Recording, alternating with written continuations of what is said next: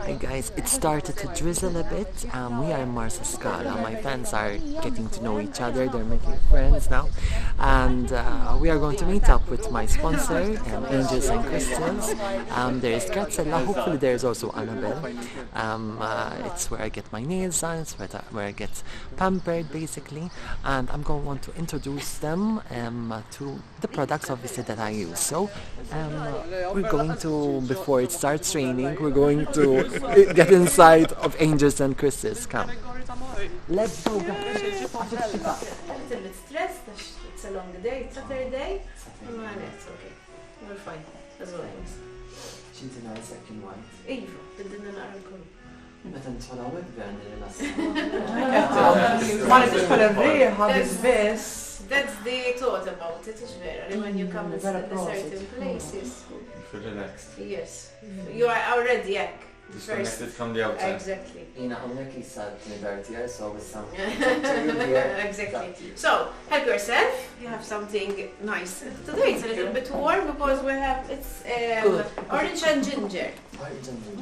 Thank you very much. Nice, Cheers to you. Cheers. To the camera person.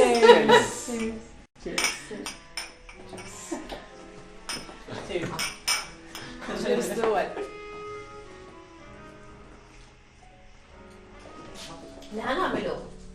I'm starting to diagnose. I'm going to do a full diagnose, and obviously I have to register him as my client, as a new customer. Your name? Angelica.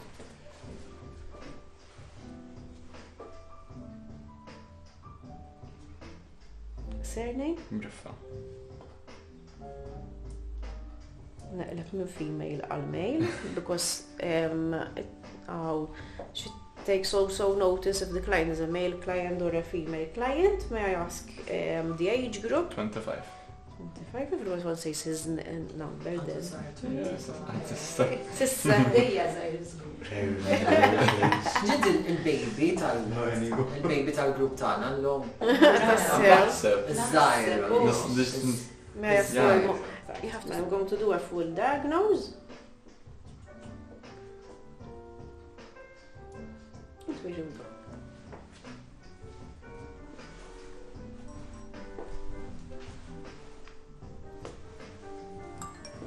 Okay, so the first thing that we are going to see is the hydration level of the skin.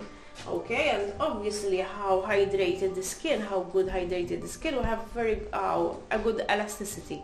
The less is dehydrated, the less the elasticity is good, obviously.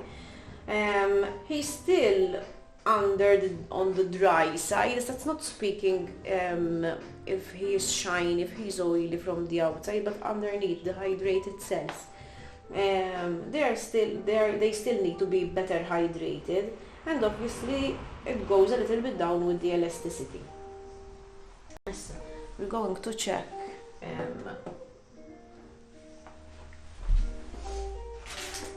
the superficial layer. U dan il-trattament importanti tagħmlu mingħajr makeup.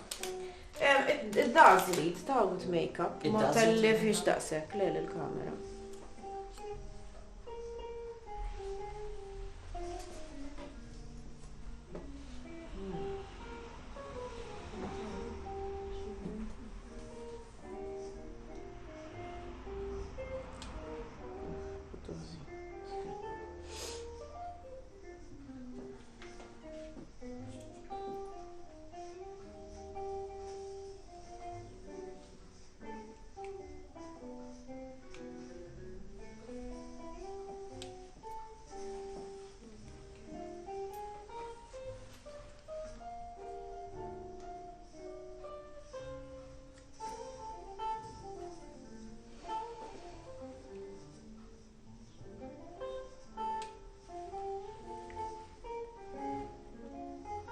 And he's on the combination side. He's more oily on the T-zone rather than on the cheek area. Combination kif kelli jiena. You are combinated. Skin type. Yeah. Now we're checking the pores.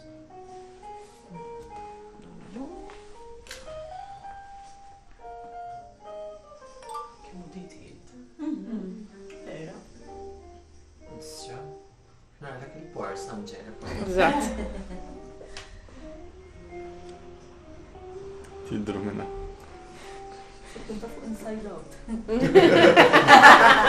Xandi ġuċ. Kollok xifnilek issa. It's normal, it has a nice healthy skin, so we don't have enlarged pores. Snanta fuċċek sew. Ija mela. Ġi daily routine tamela. It's more evening routine that I manage to do the morning. Għax jisek fil-ħodu. Fil-ħodu n-um bil-ġilja n-um tar. Għas ċans nitlaq nġilja. Although we can see some capillaries are along the skin, underneath the skin, sorry. But still we are on the normal, so there isn't any too sensitive, too much pigmentation. You see these little bit of spots? So from pigmentation, from any skin spots, we are fine. Now we'll see if the skin is clean underneath the skin.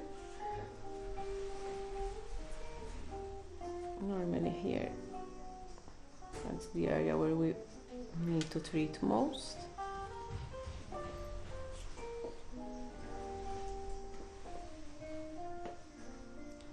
These yellow dots are the sebum and the skin, and obviously the little bit blackheads that everyone has around his nose area.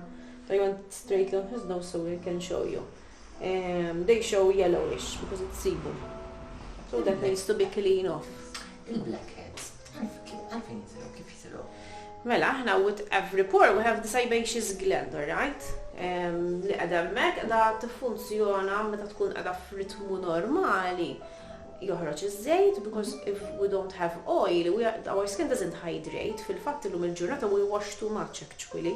We take too much showers frequently u ma natux ċans li s-service tal-skin terġa' tagħmel natural rehydration.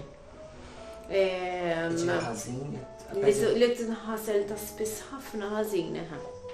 Li ħin kollu deħlin uħirġin fix-showers. Jiena eżempju, il-ġurnata tiegħi dar per eżempju ukoll nipprepara x-xogħol u binħana ħassel. Eżatt. Niġi mix-xogħol, Terġa' għaxi tinħassel. event, nerġa' ninħassel. Mbagħad tiġi lura mill-event terġa' tinħassel. Tliet darbi ġurnata qabad fis-sajf. Eżatt. Dak huwa ħażin. It's not good for our skin, yes. It's very dehydrating for our skin. Għax inti biex inti It's jerġa' very dehydrating. Għax inti biex l-skin terġa' tibda tirriproduċi the natural oil to lubricate itself and to keep it hydrated, treat a whole day to do that. So yes, it's important sometimes not to take too much showers that we don't really need. Sometimes we just have the habit to do it. Cases darbtejn, Exactly. morning or evening.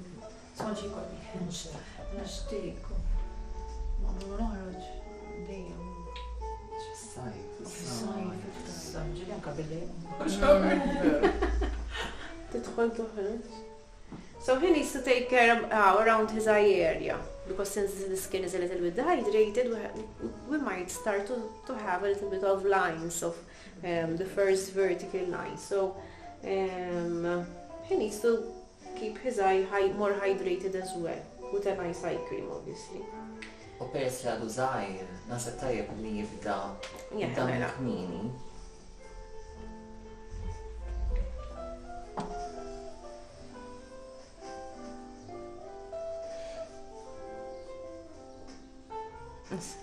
As regarding sensitivity, remember we had those broken capillaries already showing, now we are more targeting them. He needs to take good care of it. Sometimes it comes a little bit more sensitive because it's more dehydrated. So one thing works with another. So the more hydrated, the less the sensitivity will be shown up.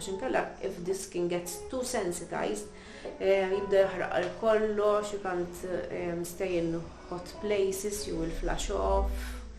Għallu l-skin tiġi uncomfortable. Għandi ħbib tiegħi. Literalment il-wardit ngħidhom jiena. Dejjem homor. Dejjem homor. It could be a highly vascular person. Tista' tkun persuna li kollha little bit of high blood pressure, allura jiflaxxa ħafna iktar malaj. U tista' tkun due of the sensitivity of the skin. I am that kind of person. I have very sensitive skin to touch, to heat. I have to really pay attention what to use and how to deal with my skin. Kalla ma tħux pieċir bik. Mela, jarġi għamlilna recap. Skin type, hydration, needed. And the most thing that we need that makes you an exclamation mark. Hemoglobin, which is the sensitivity. That is the most important thing that you need to take care when you have regarding your skin like that. You treat your skin gently. Not too much hot water, meta taħsel wiċċek. Fil-fatti għandha pentagon ara, u dak li joħroġ at the edge of the pentagon ikun iktar ħaġa li rridu nagħtu kasu. That he has a little bit of sensitivity. So he can take a skin line which is calming, yet hydrating, li tnaddaf xorta tajjeb, imma li tkun qed tieħu ħsieb din is-sensitività. Bħala cleansing x'tagħmel. Thank you, dear. Yeah, my pleasure.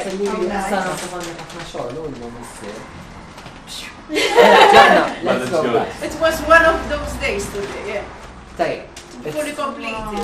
For Women's Day. Happy Women's Day. Thank you. Same to you. We're going for lunch now. Let's go.